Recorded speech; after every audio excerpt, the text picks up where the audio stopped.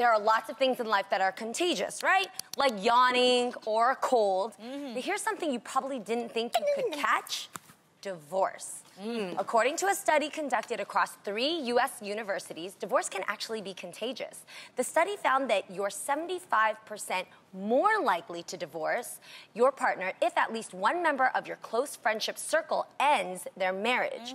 Relationship counselor, this is real close to home, people. Yeah. Relationship counselor Dan Arbach says that when our friends separate, we tend to notice similar cracks in our relationships we might not have seen before. So ladies, do you think that there's any truth to this?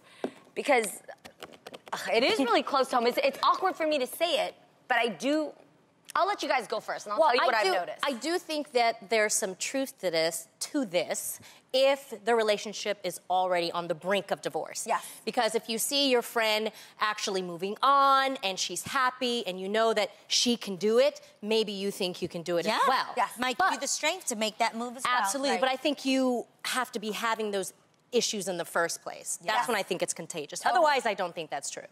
Yeah, I think this is absolutely true, and I'm going to tell you why. Okay. Because I think that the saying that says you have to be careful about who you surround yourself and the influences that you have, because the same way that divorce can rub on you, so can love. If you surround yourself and you're in a relationship and you start hanging out with other couples that are madly in love with each other, that enjoy each other's company, that can actually spark something in yourself to say, man, I want that old thing back. You know what I'm saying? You could want to spark that again in your relationship. But what I will say is, I try not to hang out with bitter bitches, because that does rub off on us. Now, let me explain what I'm saying. Okay. Yo, I'm not being funny. There are some women that get together and all they do is man bash. They'll be like, he ain't nothing, this one's that, this one did this to me. And you literally, as a woman, I think our natural instinct is to have empathy for one another, and we carry each other's burdens. So when you sit in a circle of women that is men bashing, then you go home to your man, you got a nasty attitude, you already looking at what'd you do? I already know. Y'all ain't nothing. Da-da-da-da. Men are whack. You guys are terrible human beings. Like, just, you come home with this animosity, and that absolutely can stir up issues within your relationship. Yes, this is true. Go ahead. Jeannie, what are you saying? But like, you just got divorced. Yeah. I'm that's all I newly wanna married. hear what you got to say. I'm newly married. She's been married. Yeah. But you're not negative in general. not. Yes, so I hear what you're saying. That absolutely exists when it comes to bitter bitches. But there's also people who just divorce because that's the end-all of their marriage. For sure. So either way, the conversation is, can divorce rub off on you? I notice now that all of my friends, when it comes to a struggle in their marriage, depending on the degree, whether it's really light or it's major, they come to me and they start complaining. And it's almost like when you're in that marriage funk, you start to almost ask permission to see if giving up is okay. Okay? Now, if you're married, you'll feel me on this. To vent? Yes, to vent, and to also hear, like, are we gonna make it? Is this bad? You almost look to the person who's divorced to say signs like, girl, this is how my relationship ended. This is the end, you know, the beginning to the end.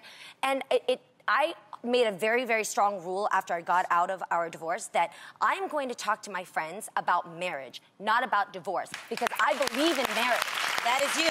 I believe in marriage wholeheartedly. That positivity you were talking about. Yeah, you're not negative. You're not the type of person to sit there and be like, ooh, girl, that's the sign. Yes. Don't project what happened in your relationship onto me. Right. Like, you are not that person.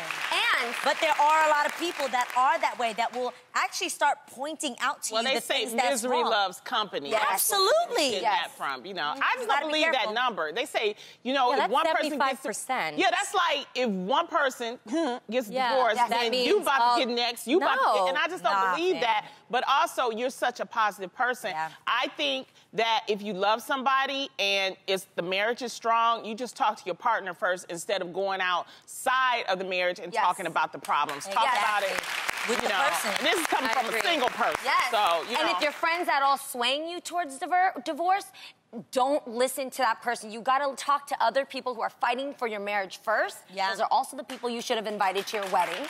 Those are the people that should be in your unity and your committee.